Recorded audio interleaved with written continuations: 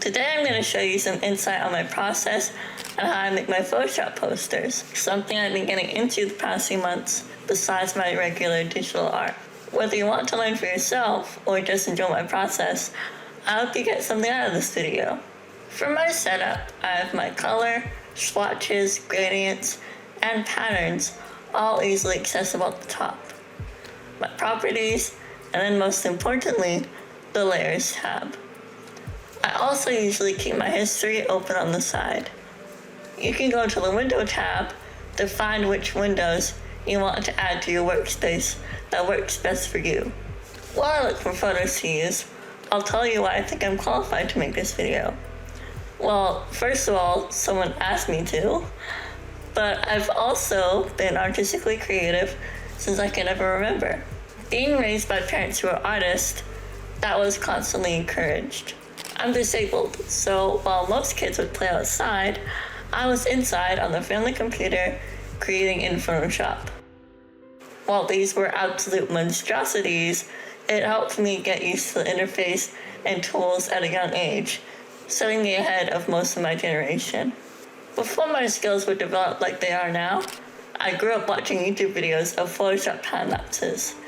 It just inspired me so much. So now, being able to make a video similar to that is kind of surreal.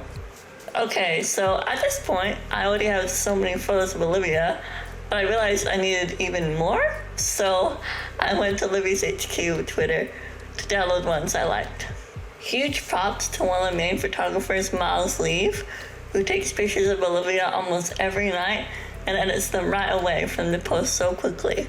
First tip, for the best editing workflow, download the images you want directly to your computer and then drag it onto the document so it will import it as a smart object. A smart object allows you to infinitely scale up and down an image and it will never lose its original quality. It also allows you to work non-destructively, which means you never do anything permanent or irreversible to a layer, allowing you to apply effects and the freedom of deciding to easily undo it later. I used to never use smart objects, and now that I started, I can never go back.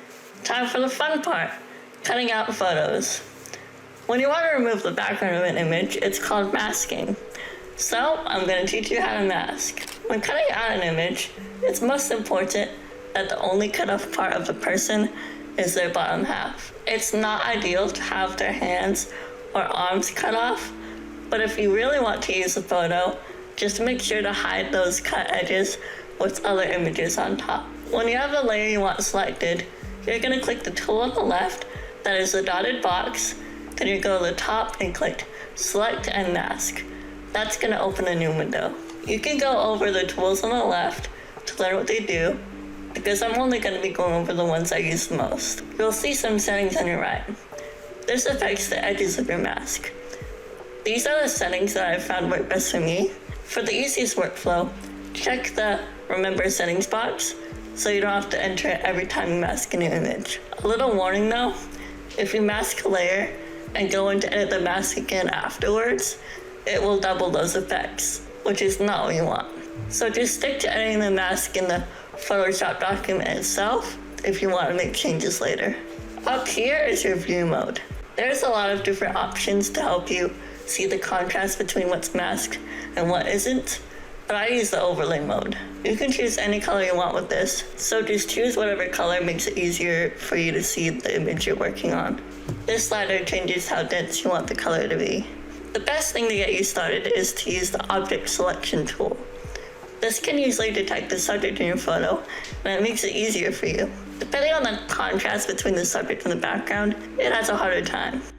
Sometimes not detecting anything, or even just selecting the whole image.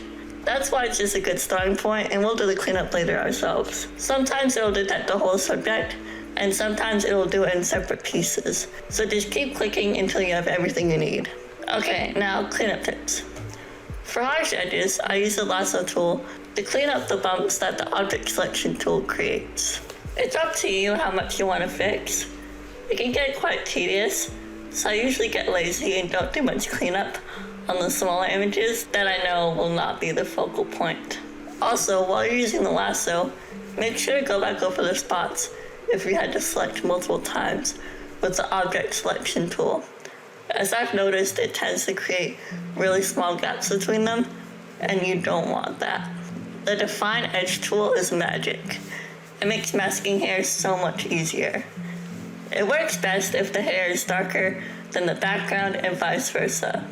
Lastly, I use a brush with hardness between 0 to 50 to fix any hair that has been automatically selected from the object selection tool. When you're done, make sure your mask is being exported as a layer mask, then press OK. After the mask is done, I rename the layer whatever is most relevant, then I right-click the layer and make it a smart object. Yes, again. I'm now going to demonstrate the usefulness of a smart object. If you double-click a smart object where that little document icon is, it'll open up a separate document. Whatever you do in that document, as long as you save it, will show up in your main document too, and you can scale it as much as you want without a loss in quality. You can see I'm just laying down a basic background color so it looks less boring. While a lot of people immediately think to use the brush and draw all over the screen, colorful layers make it much easier, and you can easily change the color whenever you want. And then I just kept masking.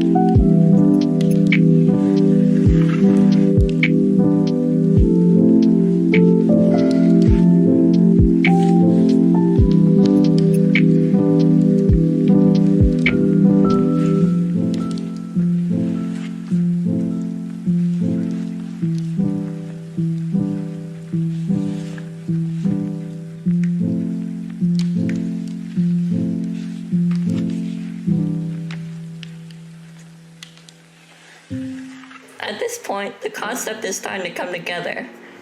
I imported some clouds I got from Adobe Stock and matched them with the background by overlaying colors and changing the blend modes. I then turned the purple clouds into a smart object and just kept duplicating and masking them. If an image has a perfectly black background, you can set the layer style to screen, and the layer will overlay perfectly. You can quickly make a mask by making any selection, and then clicking the rectangle with the circle button, and that will immediately conform your mask to the selection you just made.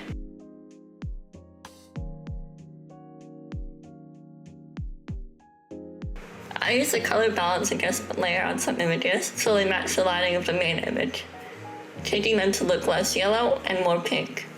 I also added a bit of a curves adjustment layer, which affects the brightness. You can conform an adjustment layer to affect just one layer by right-clicking and selecting Clipping Mask. My favorite part of making a poster, and what I argue is the most important, is the lighting. I create a folder on top of everything that holds all the lighting adjustments I make, including color lookups, gradient maps, and curves adjustment layers. I discovered color lookups on my own randomly one day, so I can't tell you exactly how they work, but they basically emulate vintage camera effects. I found it's best to keep it with faint opacity, like under 20%. You don't want it looking too strong. As for gradient maps, they're like regular gradients, except they target the light and shadows of your image. I usually put them to the soft light layer style.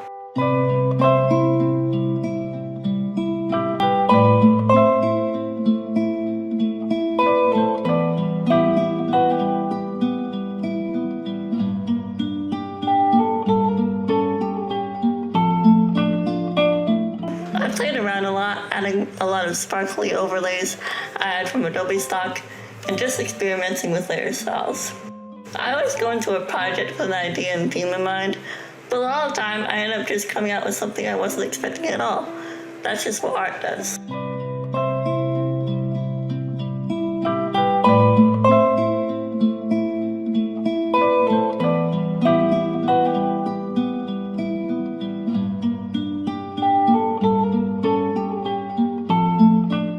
While editing, you can see I fixed some of the masks afterward.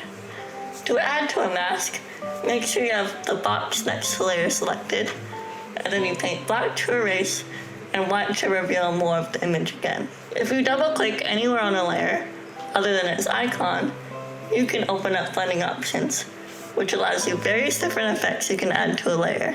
I added a pink glow to the pictures of Olivia. It has the add layer style, so it looks like it's glowing.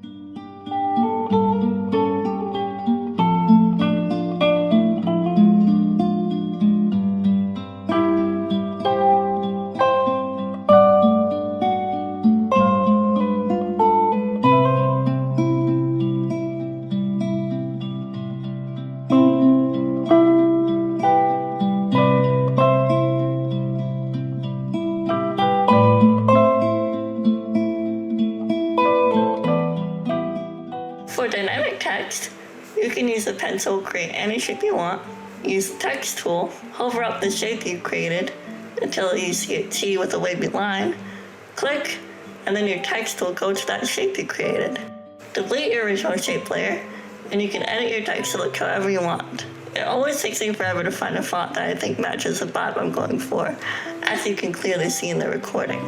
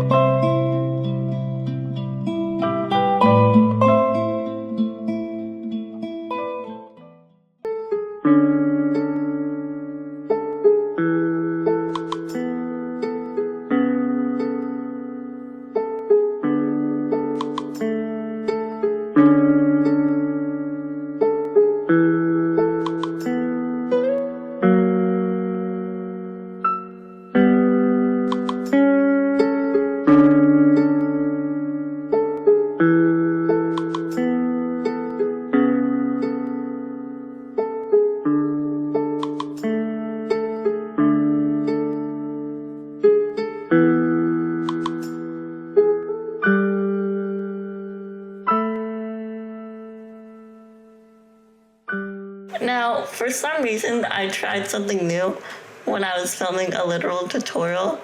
It's called Photoshop Actions, so I don't really have any advice on this because it's my first time trying it out. But I did watch this video if you want to follow it.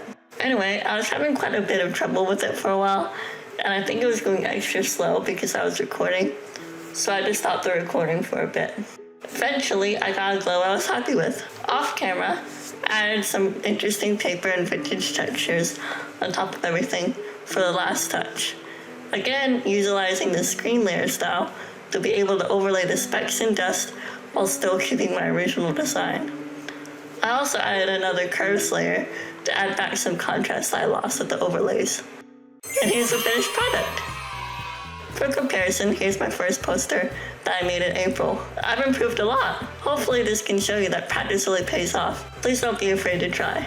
I know I didn't cover absolutely everything I did here, but I had to start somewhere. Let me know if there are any other things you'd like to see me make content about. I'm also considering posting more time lapses, so let me know if you want that too.